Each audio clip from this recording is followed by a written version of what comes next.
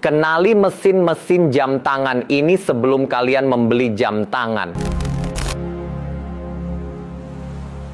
Bayangkan kalian mengenakan jam tangan mewah. Desainnya elegan, bahan casingnya kelas atas, dan mereknya sudah mendunia. Tapi, tahukah kalian apa yang sebenarnya membuat jam tangan itu hidup? Bukan logonya, bukan desainnya, tapi movementnya, mesin penggerak utama yang menentukan akurasi, daya tahan, hingga karakter dari jam tangan itu sendiri. Saya akan membahas beberapa jenis movement utama pada jam tangan, membahas contoh modelnya, kelebihan dan kekurangannya, serta tips cara merawatnya agar jam tangan kalian bisa bertahan selama mungkin, bahkan menjadi warisan lintas generasi. Yang pertama, dari movement tertua dulu ada manual wind movement. Movement ini adalah bentuk paling murni dari horologi klasik. Pertama kali diperkenalkan pada abad ke-16. Tidak memiliki rotor otomatis, jam tangan ini hanya bisa berjalan jika kalian memutarnya secara manual. Biasanya melalui crown.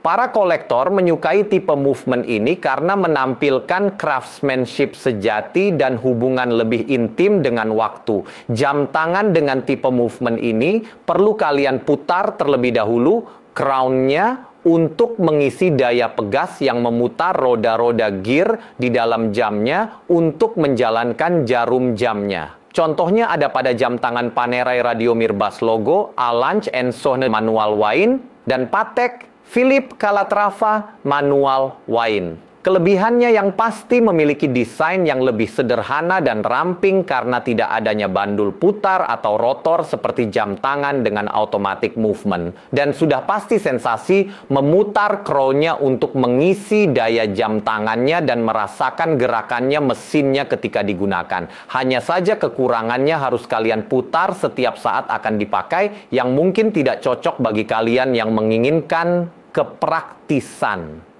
Bagaimana cara merawat jam tangan yang menggunakan manual wind movement ini? Putar crown pada waktu yang sama setiap hari untuk menjaga konsistensi power reserve. Pada saat winding, jangan sampai overwinding. Biasakan baca manual atau cari informasi perlu berapa putaran untuk windingnya. Dan jaga kebersihan jam tangan, terutama hindari kegiatan winding pada saat jam tangan masih basah atau kotor. Lanjut yang kedua, automatic winding movement. Mekanisme klasik ini diciptakan pada akhir abad ke-18, tepatnya tahun 1777. Mekanismenya dengan memberikan tambahan bandul atau rotor pada bagian belakang jam tangan. Dan saat ada pergerakan pada tangan kalian, rotor ini akan berputar menggerakkan mainspring dan menyimpan dayanya yang akan digunakan untuk menggerakkan jarum jam. Contohnya ada pada jam tangan mulai dari Seiko 5 Sports, Rolex Submariner, dan Omega Seamaster Diver. Kelebihan jam tangan yang menggunakan movement ini tidak butuh baterai dan cukup praktis kalian gunakan sehari-hari. Dan juga umumnya jam tangan ini memiliki fitur tambahan seperti GMT atau power reserve yang lebih lama. Kekurangannya? Kurang akuratnya jika dibandingkan dengan jam tangan quartz movement dengan efek penyimpangannya 5-10 detik per hari. Namun ketidakakuratan ini diakibatkan banyak faktor antara lain.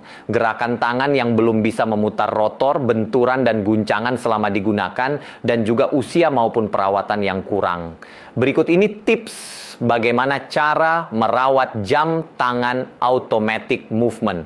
Pada dasarnya sama seperti mesin di motor sepeda atau mobil. Gear penggerak jam tangan itu diberikan cairan pelumas juga. Maka daripada itu, usahakan gunakan secara rutin jam tangan kalian agar selalu terlumasi. Jika mulai jarang dipakai, usahakan simpan di watch winder. Namun perlu perhatikan cairan pelumasnya. Jika semakin sering bergerak dan menghasilkan kotoran, lama-lama akan mengikis mesin itu juga. Jadi jangan lupa untuk servis rutin di service center setiap 3-5 tahun sekali.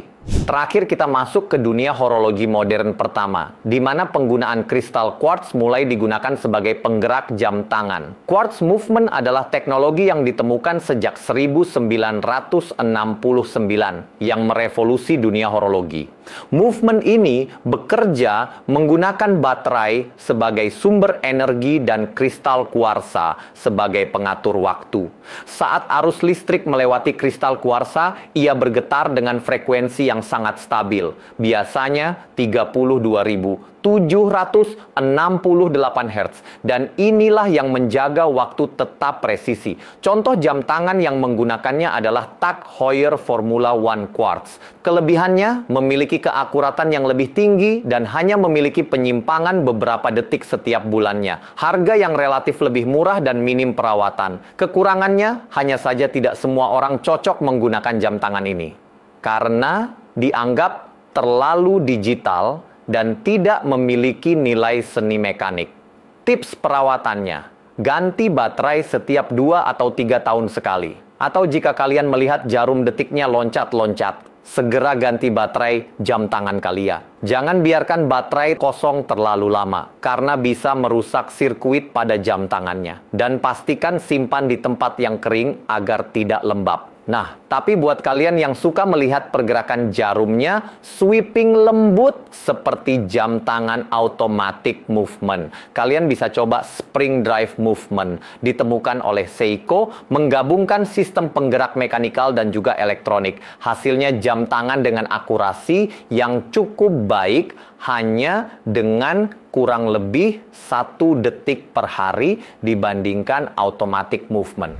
Jadi udah tahu kan macam-macam movement jam tangan? Coba beri tanggapan kalian, mau punya jam tangan dengan movement apa dan kenapa di kolom komentar. Dan buat kalian yang suka konten kayak gini, jangan lupa like, subscribe, dan nyalain notifikasinya, agar kalian tidak ketinggalan informasi menarik seputar jam tangan mewah dan keren lainnya. Kita akan bertemu lagi di video berikutnya. See you, bye-bye.